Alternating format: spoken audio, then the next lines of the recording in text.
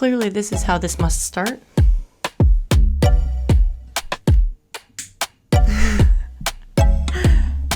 Okay. Alrighty, let's dive right in. My name is Sophia Mitropoulos. I am an artist. I'm also a lesbian. I've been trying to read more books about queerness and queer history and books about queer people, just in like fiction settings, just in any kind of setting. If you're queer or not queer and trying to be an ally and you feel like you have a very heteronormative selection of books like me, let me tell you what I've been reading. There's a bunch of queer books that I've been reading. There's a bunch of queer books that are on my list to read. I want to go through a couple of them and see if you have any recommendations in the comments right off the bat. I would love to hear them.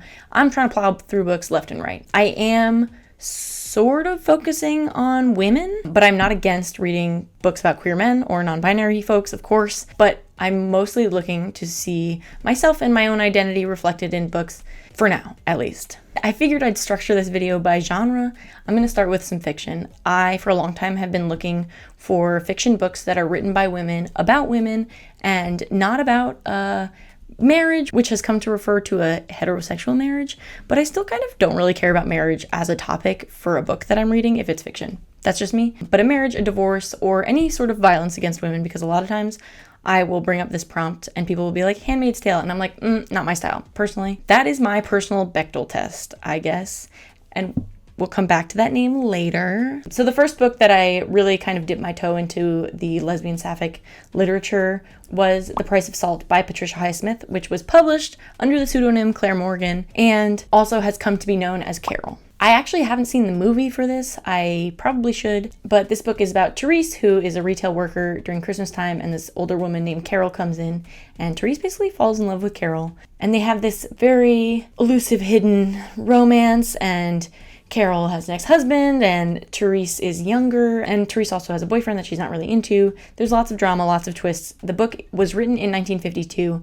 and it was actually really interesting for me because when I read it, I was working a retail position during the holidays, so it felt really appropriate for me to be reading it that time, and it was really funny to me how much I related to a book that was so old, because I feel like in high school I didn't really get those experiences where I saw myself reflected in the books that I was assigned to be reading, and even in college. The next book that I really enjoyed was called TheAnimators by Kayla Ray Whitaker. This is not a queer book specifically, but I've kind of been looking at books that have queer storylines. TheAnimators is about two friends who are animators, Mel and Sharon. Mel is lesbian in the book, and it's not the crux of the story, but it is a part of her storyline. And it was just a really interesting read. I thought the animators did a really great job of balancing the existence of LGBT characters while also having them feature pretty normal dynamic lives. It was an incredible read. I really recommend it. It's actually one of the few books that I would be willing to read again. I got a couple people to read it. It's not too difficult to get through. I have to do a better job of describing books. It was a really dynamic story that kept you captivated the whole way through, and I just thought that Kayla Ray Whitaker did a really good job of developing the characters to have their own interesting and dynamic storylines. I'm also going to include some books that I want to read on this list. So the next one up on the list is Honey Girl, which is in this pile next to me. From what I understand, Grace Porter finishes her PhD, goes on vacation, and drunkenly marries a woman. Sounds interesting to me. I haven't read it yet, but this is on my list. It's been pretty popular. I actually found out about it through a TikTok. I'm currently reading a book called All Are Welcome, which was included in those Kindle First Reads books. It's about a wedding where two well-to-do families from Connecticut are at a destination wedding for their lesbian daughters, but there's like something else going on about the marriage. It seems sort of beneficial for somebody in some way or several people in some way. I haven't gotten that far into it yet, but so far it's a okay read. I'm enjoying it. I like that it's about a lesbian relationship and how their family is handling the dynamic, but it's not the most interesting work that I've read yet. But that's cool. I'm cool with it. When it comes to graphic novels, I have a couple of great ones. The first is, most iconically, Dykes to Watch Out For by Alison Bechdel. The Essential Dykes to Watch Out For, excuse me. I have not made my way all the way through this, but so far I really enjoy it. It's a series of comics, which I'll just read the back for you. Settle into this addictive, wittily illustrated soap opera of the lives, loves, and politics of Mo, Lois, Sydney, Sparrow, Ginger, Stuart, Clarice, and the rest of the cast of unforgettable characters. Alison Bechdel brilliantly imagines a countercultural band of friends, most of them lesbians, living in a city that may be Minneapolis. Academics, social workers, bookstore clerks, car mechanics, and more fall in and out of love, negotiate friendships, raise children, switch careers, and cope with aging parents. Hot sex to postmodern theory from 25 years of her beloved comic strip. So, incredible collection. I'm really excited to dive into this. This is actually up next on mine. I started it, but I want to give it the full time to commit to the whole book. The other book that I've been recommended is Laura Dean Keeps Breaking Up With Me. I bought it in Spanish for my Kindle, so I'm gonna try to read it in Spanish. I have an intermediate Spanish proficiency. I get nervous to talk in Spanish, but I'm trying to work on it. But I try to read and take in as much content as possible. So I'm trying. It's a little bit out of my zone, but I can mostly get what's happening. I would love an English version so I can kind of read side by side. But I'm going to try to read the whole thing in Spanish and Espanol and let you know how it goes. As far as memoirs, some of the past two that I've read are Untamed by Glennon Doyle, who was a formerly Christian speaker, I guess, and Abby Wambach, the Olympian soccer player, walked in the door and Glennon Doyle fell in love with her. It's basically what it seems like.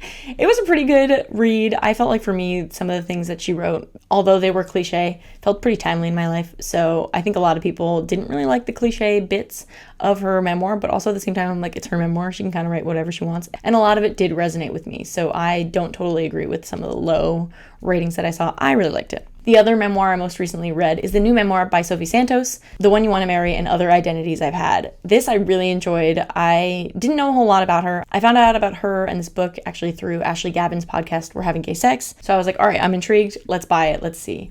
She talks about growing up in a military family and having moved around a lot and all of her close female friendships that later were very clear identifiers of her being gay. She goes through her experience at the University of Alabama and sorority rush, and later coming out and moving to New York and her experience as a queer performer and comedian in Brooklyn. So that was a really cool read. I don't frequently get to read books when they're new, so I'm excited that I got to read it and finish it at a relatively timely point. Like, she's on tour for that book right now, which is pretty cool. Some other notable mentions that I want to go through. Angels in America. I read these in high school. It's a play. It's a 2-part play by Tony Kushner, and it's a very intense, heavy story about AIDS.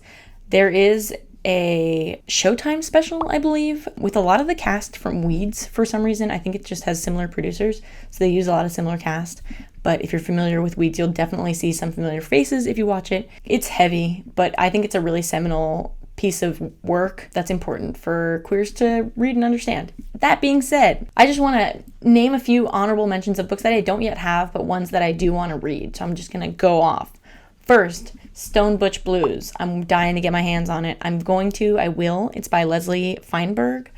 That's all I know about it. I just know that everybody says that you have to read it if you're gay. So I know it's about being butch and how people perceive you, her. I think it's a novel, but that's all I know. I also have sort of been collecting informational books just because I feel like they're worth having. So one that I got is Queer by Design by Andy Campbell. Andy Campbell actually taught at USC in the art department where I went.